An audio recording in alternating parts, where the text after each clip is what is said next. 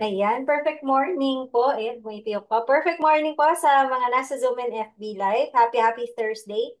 I'm Lori Rivas po and I will be sharing po yung part 2 nung topic po natin kahapon. So I just wanna know po, while I'm preparing my slides, sino po dito yung present yesterday? Type 1 naman po dyan. Ayan, type 1 po tayo. Thank you po sa engagement niyo po. If ever mag-a-ask po ako ng type 1, type 2, or typing anything po sa ating chat. So maraming salamat po. Para lang po, of course, mai-connect natin yung kahapon. Kasi it's also important din po na ma-put together natin ang ating topic. So meron po, ayan, may mga kasama po tayo. So ang topic naman po natin ngayon, this is the part 2, boosting metabolism, the role of muscle, and impact of caffeine. So yung mga nandito po kaninang maaga, na-share ko po yung transformation story ko, but connecting that to being active, ako po ay may background ng nagsasayaw, nagvo-volleyball when I was younger. Pero po nung nag-30s na po ako, nung nagsa-start po ako mag-weight loss without Herbalife pa, akala ko po bawat exercise ko, ikinaka-sexy ko na at ikinakabawas ko na ng timbang. Not until Herbalife came to my life, tinuruan po ako ng lifestyle improvement, nutrition support, na-unlock ko po yung pag-aayos po ng intake ko, habits ko, together with my already existing appreciation of activities. More than 30 pounds po yung na-lose ni Coach Lori kahit po 3 times cesarean section mama ko, kahit hindi naman po ako hardcore na nag-workout at that time. I'm very blessed to be part of this community kasi tulad po nito, meron po tayong learnings na nakukuha every single day. So, sino po ngayon? Gusto ko lang malaman, ang blessed naman na part tayo ng community type 2. Gusto ko lang din po syempre malaman if marami po tayong nakatutok sa ating mga cellphone habang tayo ay nagsi-special topic.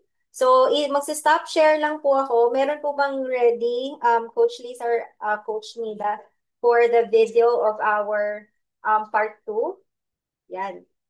Pwede niyo na po akong i-override. Maraming salamat po.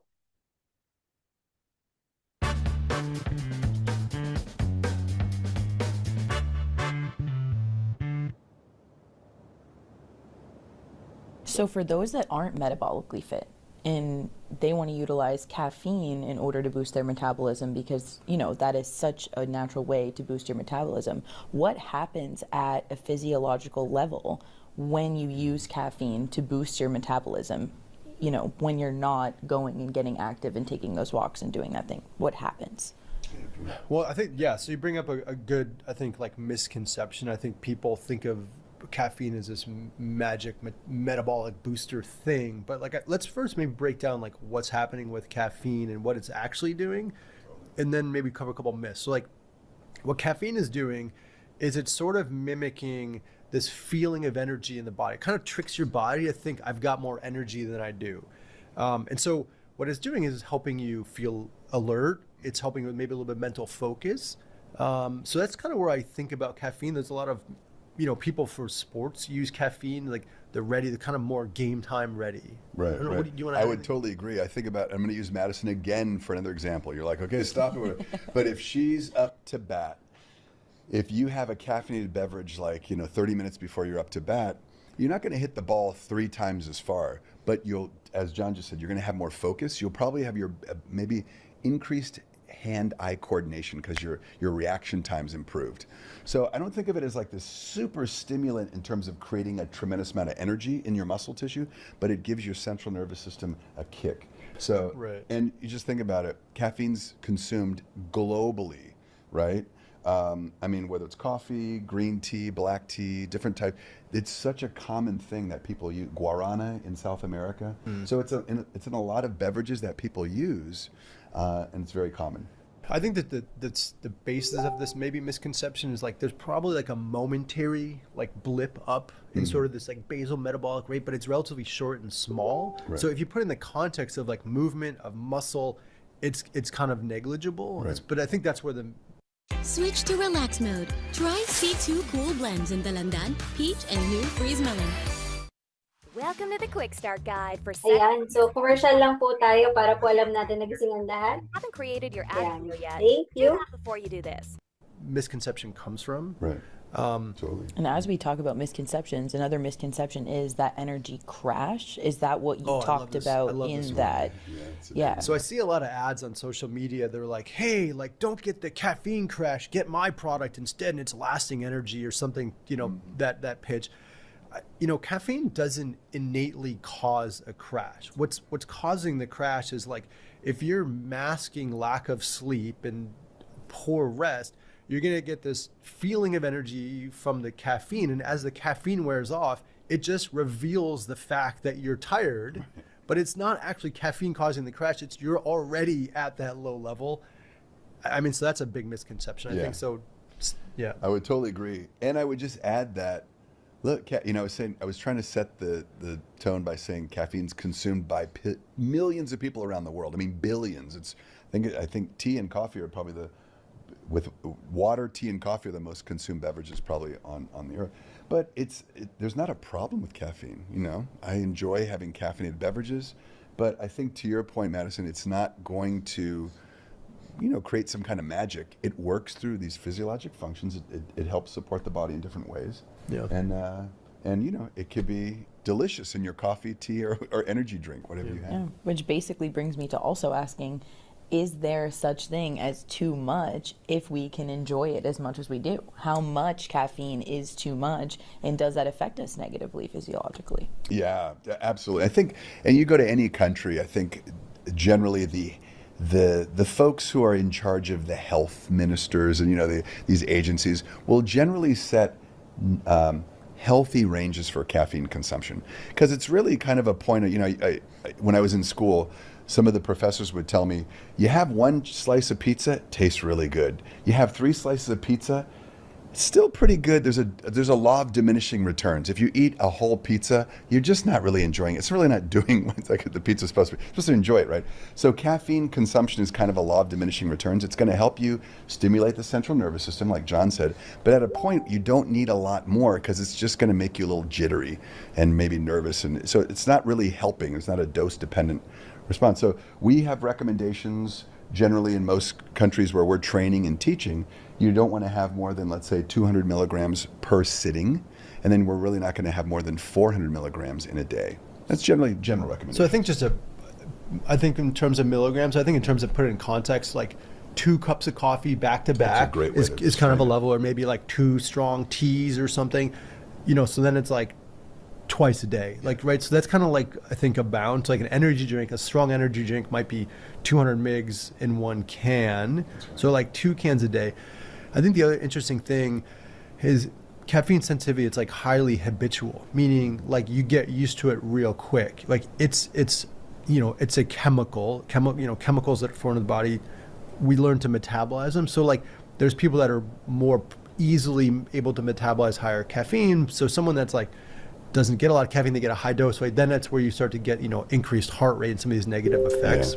Yeah, and John, you made a great point about habituation. Like sort of when people are, you get used to drinking coffee or tea or energy drinks, so the body gets used to it. But it is important to point out that some folks are caffeine sensitive. So John was mentioning the amounts, let's say the 200 milligrams per sitting or 400 milligrams in one day. It's kind of the recommended amounts. Some folks may need to dial that way down because they're very sensitive. So people should be careful. So I think important point. I'm glad you brought it up. Yeah, I mean, important point there. Like I for myself, I don't know if I have like a caffeine sensitivity gene, but like I try not to have caffeine like afternoon, because like I just know it kind of like impacts my sleep a little For bit. sure, So yeah. I try to be mindful of the sensitivity factor there. No, that's a great point. Yeah, that's definitely something people talk about, is caffeine impacting sleep. Do you guys think that is certainly something that happens after a certain time during the day? Absolutely. I know John, is one of our resident sleep experts, having done research in that area. But obviously, if it's, like we said earlier, stimulating the central nervous system, whether it's hitting a softball or just being alert, that means you're not going to be able to fall asleep right away. So generally, and John, you may have some recommendations of the amount of hours you would want to stop your caffeine consumption before you're actually hitting the pillow. Well, I think one of the things that like people don't fully grasp on the caffeine is like they might be like, well, I feel like I got a good night of sleep, so it's not impacting me. But even at like a deeper level, just because you're asleep doesn't mean you're getting quality sleep. So you might be in this like light sleep stage, but you don't actually enter into like the slow wave or deep sleep. It's restorative. For sure. So if you're wearing like some maybe fitness tracker, it might give you some indication on that. But for me, the effect I feel is like I feel like that mind racing. If I have caffeine after noon, it's just a little bit hard for me. And like that's I always know like if I have that caffeine at 2 p.m., I'm like I know I'm gonna feel it later, and it's just like a little bit challenging to fall asleep. So that's kind of like my gauge, but also like the quality of sleep. So I would just caution people, even though you think you're getting sleep, you may not be getting the quality sleep that you really need if you're having caffeine too late. So that's kind of the watch out. Yeah, makes sense. Maybe like what we'd say 5-6 hours is like a comfortable buffer, or even some folks who are caffeine sensitive even more, right? I mean, like 3 p.m. I feel like should be a hard cutoff for most people. Like, if I'd agree with noon, that. pushing it closer to noon, so Yeah. something in there. Definitely don't want to have a shot of espresso like, at 9 p.m. It's Oh, yeah. just- And speaking of If you that wanna shot of sleep. espresso, Yeah. do you think that coffee or espresso or tea or these things dehydrate you? Because I know that if you take that shot of espresso, you will feel that dehydration. But is that the same thing with coffee or that, or do you even feel that? A lot of people think that that might have something to do with, their bad sleep or things like that too. Like, oh, I was dehydrated and I didn't get enough liquids in. Do you guys think that it does dehydrate you? Yeah, and I think John was touching on it when he mentioned habituation. Basically, caffeine is a diuretic, so it makes the body go to the bathroom. You void, right? Fluids. But to his point about habituation, if I regularly drink tea or coffee or energy drinks, then my body gets used to it. And because there's fluid in the coffee, tea, energy drinks, to your point, it's really not going to have a significant impact. So yeah, by definition, caffeine is a diuretic, but it's really not going to affect, let's say you, Madison, as an athlete, John as an endurance cyclist and runner. It's not going to affect your performance if you're having some tea, some coffee, some energy drinks. What do you think, John? Yeah, I think like the caffeine, the compound is diuretic, but when you're drinking coffee or tea or an energy drink, there's water in it. So Right. it's actually net hydrating. But to your point, if you had a shot of espresso, there's not as much volume, so maybe it's slightly dehydrating, but like I wouldn't think about a cup of coffee as being dehydrating. So, Same way, yeah. yep. Yeah. So- Wow. Well, this has been great, guys. I'm so excited about this conversation. There's so much value in here. And I think we touched on a lot of things that we're also going to mention in episode 3. So if you ever felt tired after meals, or if you'd struggled with cravings, or if you have struggled with blood sugar and questions of what can spike that, stay tuned for episode 3.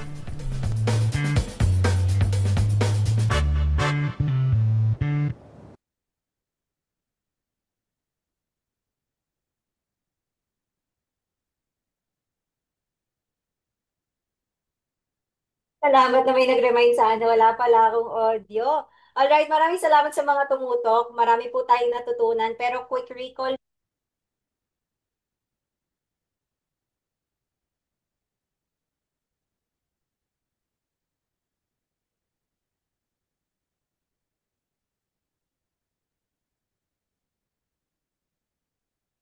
Wala kang sounds. Maraming salamat kanin. Pangalawang reminder, but anyway, thank you po sa mga nanood. Marami tayong natutunan. Mamaya ipapakilala natin yung nandun sa podcast, sa The Breakdown. Pero key takeaway muna po tayo. So ano daw po ba yung metabolically fit? Ito, sinerch ko lang naman, metabolically fit or having good metabolic health. Means yung body po natin, efficient daw po niyang kino-convert yung food into energy.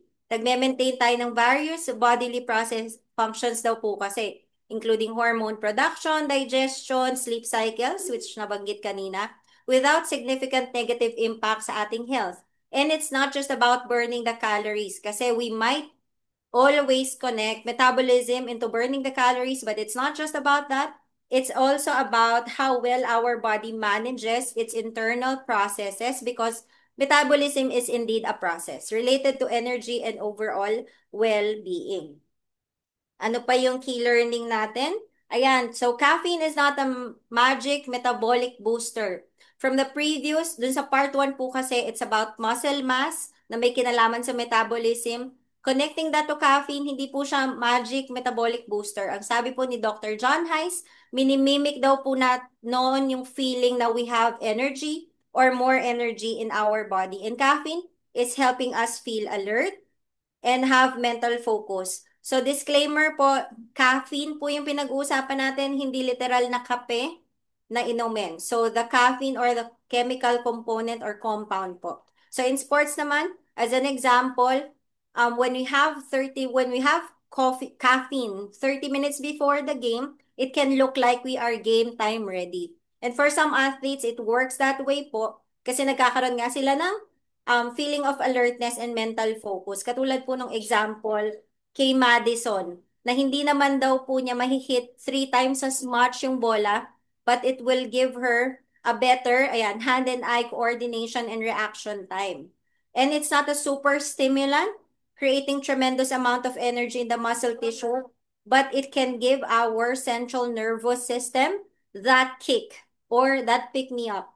Para po kung medyo inaantok-antok pa tayo, that can boost it so that we can perform what we are trained for or ano po yung current nating skill set. Ayan. Another takeaway, energy crash, it does not innately cause a crash yung caffeine daw po.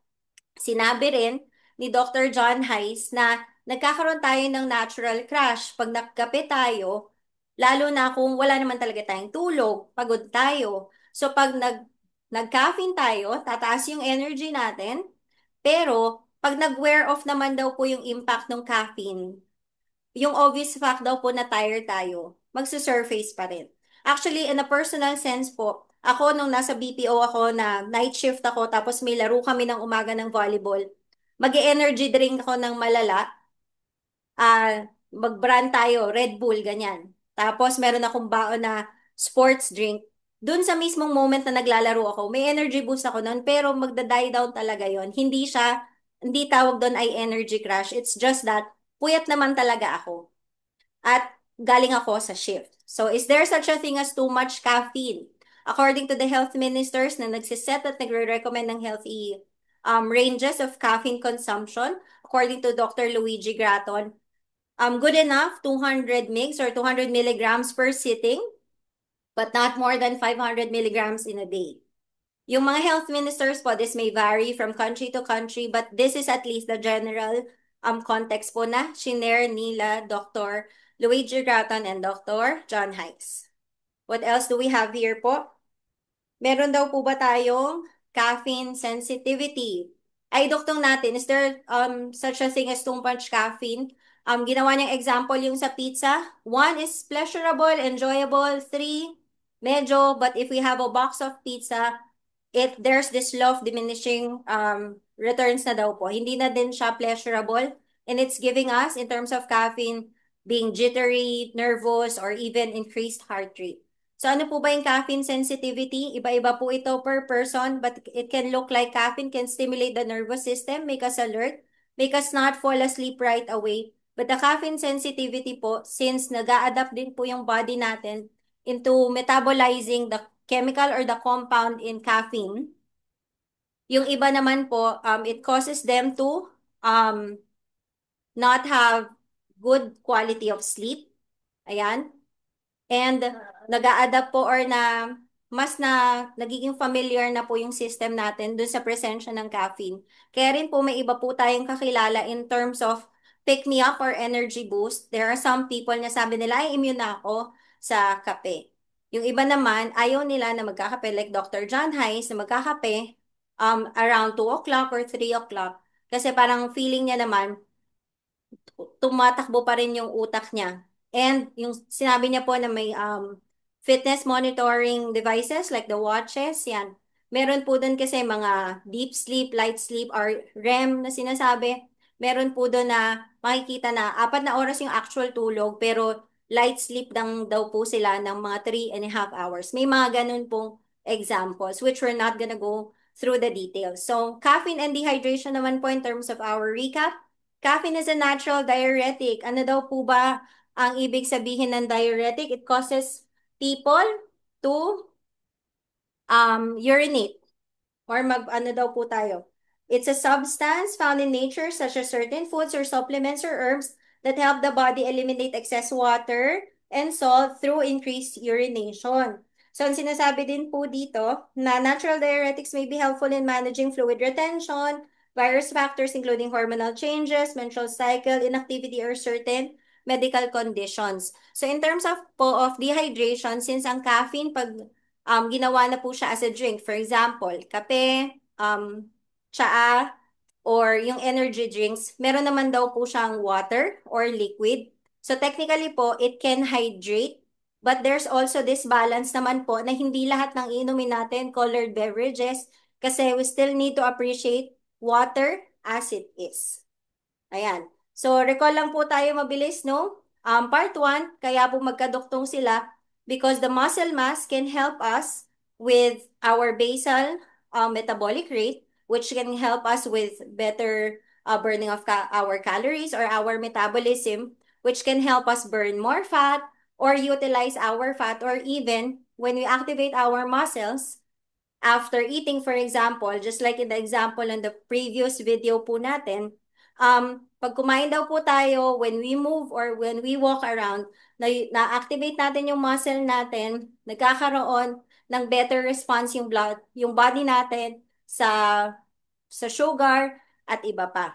So just to end po, this part 2 of our boosting metabolism, yung muscle mass and caffeine, I'd like to share with you the Formula One Nutritional Shake Mix. This is protein-based that can help us with our lean muscle mass if you want to grow it more, if you want to maintain it, but also for overall health. Ayan po, 19 essential vitamins and minerals.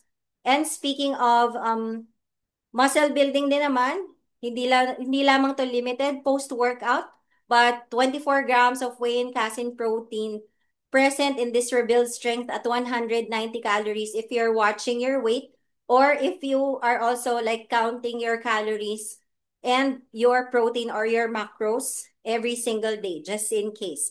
But if not, ito po ay designed na with exact na mga numbers na yan because this is science-based, kaya you can use it as it is. Alright.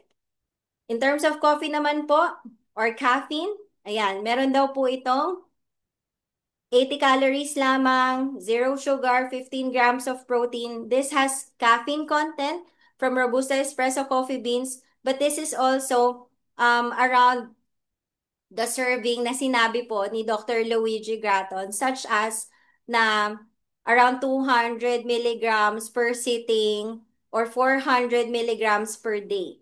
Sabi po dun sa ating video. And at the same time, that's already the combination of the protein and the caffeine all together.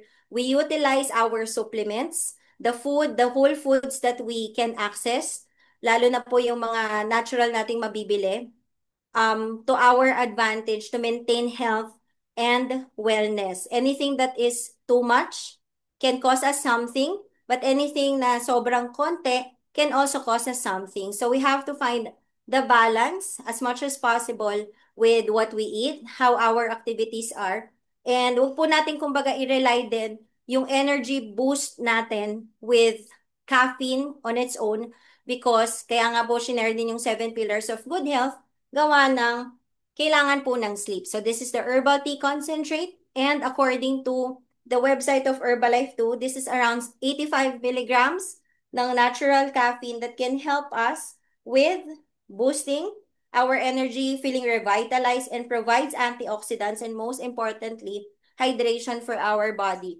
If we're moving, if we are active, if we are moving around, if our day requires paalis-alis tayo, hydration is also very important. May iba pa pong mga lessons about it. Napakaganda po niyan. So just to share, the host there is Madison Ryan, a millionaire team, but she's the softball player that they're talking about. Dr. Luigi Grata naman po, Vice President of the Office of Health and Wellness at Herbalife. Athlete din po ito, si Dr. Luigi Graton. And to close po, the other expert that we have in that podcast is Dr. John Heiss, Vice President of Global Product Innovation at Herbalife. Member po din siya ng Nutrition Advisory Board. And on the third paragraph,